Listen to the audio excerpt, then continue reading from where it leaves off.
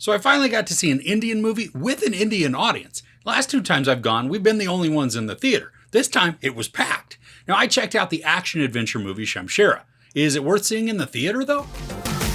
In the fictitious city of Kaza, a warrior tribe is imprisoned, enslaved, and tortured by a ruthless authoritarian. Shamshera is the legend of his tribe who relentlessly fights for his tribe's freedom and dignity. Now, we're told of these warrior people who become stateless because of a caste system. Now, they spend a long time as semi-nomads, and then when they're almost extinct as a people group, a leader emerges and then they gain power and influence, but they're still stateless. They strike up a bargain with the British imperialists and their Indian supporters, but are instead enslaved, with the only way to earn their freedom is to double the amount of gold that the British Empire gained from their capture and then pay it back. Years and years go by until Bali, the son of the people's leader, attempts to finish what his father started and win his people's freedom. Some of the action in this is crazy good. There are some hand-to-hand battle sequences that just look amazing. Now, in one instance, the camera is circling around two people who are fighting, and it just keeps going around and around as the characters are duking it out. Now, there are a few cuts here and there, so it's not a seamless fight sequence, but I love that we get to see and then appreciate the fight choreography and the actors' movements. I mean, it was thrilling to watch. There's another scene towards the end that takes place in a train. Now, leading up to that part, it is a bit ridiculous, but I mean, it's still fun. But the fight that is in the train is continuous and in then close quarters, which made it even more impressive. And then, after an exciting battle, the scene is capped by something that is really funny, and it made me laugh out loud. And there are other scenes throughout this that are just wild to watch, in the best way. Now, one of the scenes is in the trailer, but watching it in full context with all of the emotion just building, I mean, it gave me chills. The film does utilize slow-mo in a lot of the scenes, but in some instances, it worked to enhance the action. We'd watch a character jump through the air with their weapon in hand, and as the weapon just came down to strike the blow, it would go slow, so that we could then see the damage, and then the action would go back to full speed. And in some of these fights, the violence was actually a bit shocking. Now, I'm curious if the blood spurts that we see are practical effects or if they were inserted digitally afterwards. But the wounds themselves looked very convincing and then very painful. But not all of the effects are awesome. There were times where the CGI was noticeable, and I'm not talking about the digitally painted landscapes. I mean, those didn't bother me at all. There were some times where horses would be running or maybe actions would be occurring, and the effects were very noticeably effects. I mean, this wasn't the case all the way through, but when it was happening, we can tell. Now, something that the editing employed that I wasn't a fan of was they faded to black a number of times. Now, this technique is fine for trailers where the full action is obscured so that we just don't get all of the context, but here it broke the action, and it took me out each time it occurred because my brain registered that fade to black as a scene transition. But the scenes weren't changing.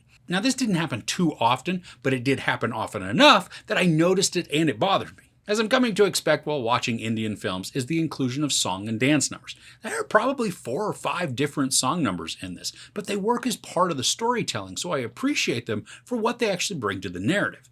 Now, a couple in the first part of the movie actually had me bopping my head a bit because the beat and the melody were just so infectious. There's an effect, or maybe just a story device that the film uses consistently throughout the movie that reminded me a bit of Batman Begins. Now, while bats aren't being used, other flying creatures were, and I just loved how it signaled a coming action or appearance. There's also another one that was used around the villain of the story. It was extremely unsettling and creepy. I mean, think Gollum meets the Exorcist. And again, it was used consistently so that it was effective and natural within the narrative. Now, let me just say that the bad guy is a really bad guy. I mean, this dude is unhinged and freaky, and then wrong in just about every way.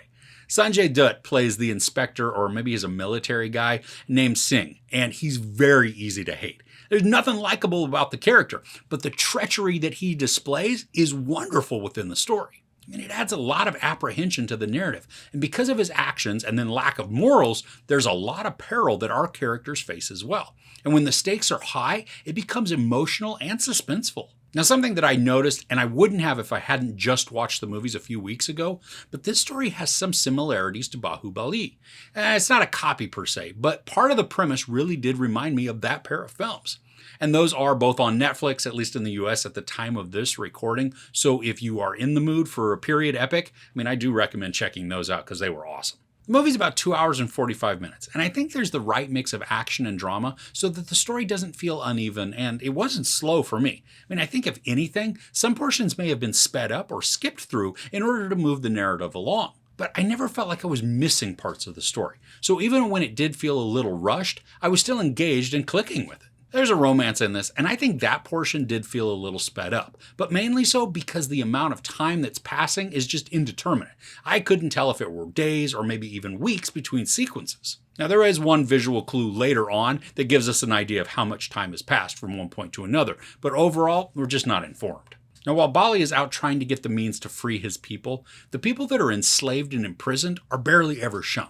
And I know there's not much that actually could be shown with them while this is going on, but I think it might have been good to go back to them every now and then just to show the continued hardships that they're enduring, and maybe even to have some conversations that show either their hope or their doubt. Because as it stands, they feel almost forgotten for a large part, even though they're the impetus for Bali's actions. Now, like I mentioned, I got to see this with an audience, which was awesome, but it also clued me into the fact that there are some cultural references and even jokes that I just didn't get simply because I'm not part of that culture. Now, this didn't affect my understanding of the story, or really even my enjoyment, but it's a really odd feeling when so many around me are breaking out into laughter and I have zero clue why something was funny. So overall, Shamshera is an exciting story with plenty of excellent action and fight choreography. While some of the storytelling felt like I'd seen it before, and then some pieces felt forgotten for portions of the narrative, the heart and emotion came across well.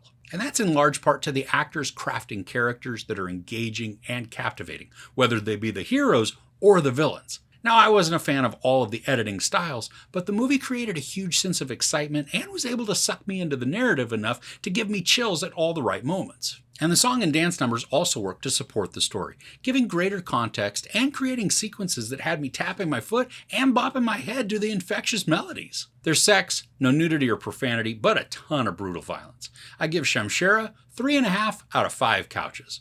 So what's a movie you're looking forward to seeing? Let me know in the comments below. If you enjoyed this review, please give it a like. Also, don't forget to share and subscribe. I'm Chris. This is Movies and Munchies. Thanks for couching with me.